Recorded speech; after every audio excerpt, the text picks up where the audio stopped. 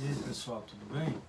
Assim, é inegável que quando nós começamos a buscar conhecimento de uma forma mais sólida, sensata, que tem mais contato com a realidade, a gente começa então a questionar algumas coisas. Mas uma coisa é real e a gente não tem como negar, que é o fato de que os sonhos, os impulsos, os desejos que o ser humano tem trazem algum tipo de combustível, de incentivo para que a pessoa possa trabalhar todos os dias, possa ter ânimo, força de vontade.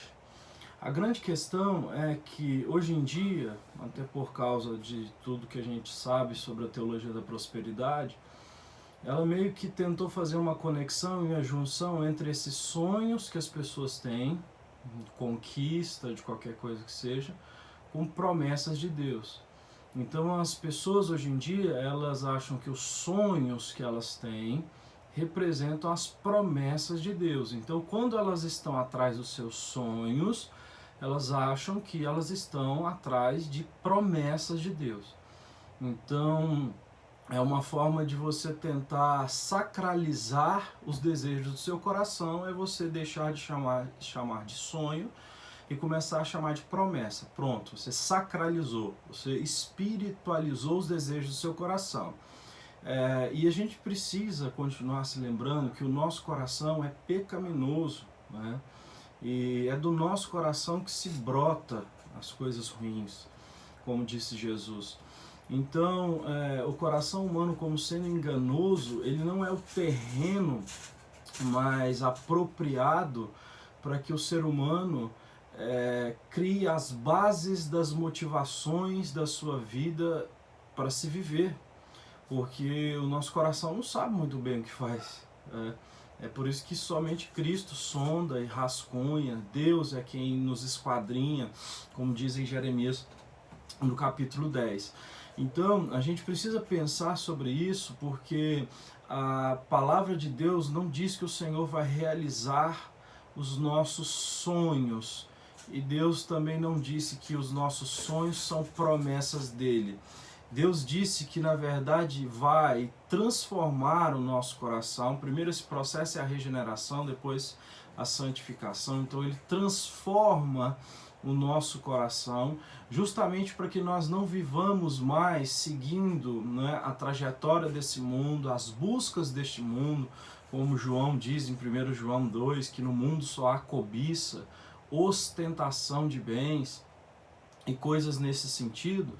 Então, o propósito de Cristo é transformar o nosso coração progressivamente em santificação, justamente para que nós não tenhamos que seguir essas paixões do nosso coração, porque elas são paixões descontentes, sempre insatisfeitas e que nos levam então a uma vida de não contentamento e de não realização. Não existe, não é, a plenitude da alegria nessa terra. Mas esses sonhos, promessas, tudo junto, acabam levando as pessoas então a tentarem baixar o céu para a terra e viverem então o céu aqui na terra. Então, a parte escatológica, transcendental da fé cristã, que é a nossa ida ao céu, que é o nosso corpo glorificado, que é a nossa vida não acabar aqui nessa terra, ela deixa de fazer parte então dessa religião que os seguidores de sonhos estão seguindo. Então, existe um deus indiano chamado Ganesha, ou Ganasha, né, que ele é o deus dos sonhos, o realizador dos sonhos. Isso é muito parecido com a história também que vem do Oriente, né, que é a história de Aladim, né, onde se acha uma lâmpada e tem um gênio aprisionado ali e ele realiza 3 desejos. Então, a grande questão é que nós devemos parar de nos mover ou tentar de parar, nos abastecer com os nossos sonhos e sermos de fato então abastecidos constantemente por Deus e pelas motivações que vêm do Senhor para as nossas vidas, porque os sonhos humanos eles trazem uma motivação limitada.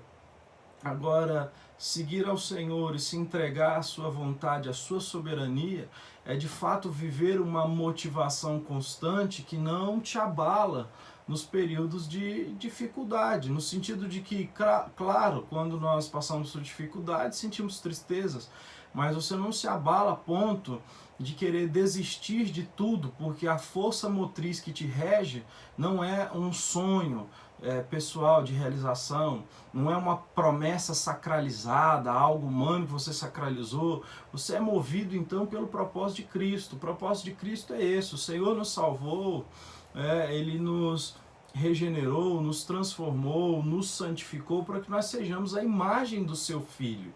Então, nós não seguimos essa vida caminhando na direção de obter realizações para sermos felizes. Então, se a sua vida, se a base da sua fé cristã é caminhar e ter motivação todos os dias para receber uma promessa, eu sinto lhe informar, mas você não entendeu nada ainda sobre a fé cristã.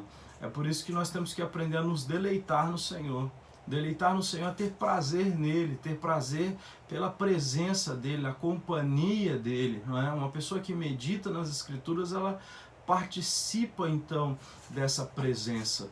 Então, nós não fomos chamados para seguir os nossos sonhos. Cuidado com essas pregações empresariais, porque o fim do ser humano não está dentro de si mesmo.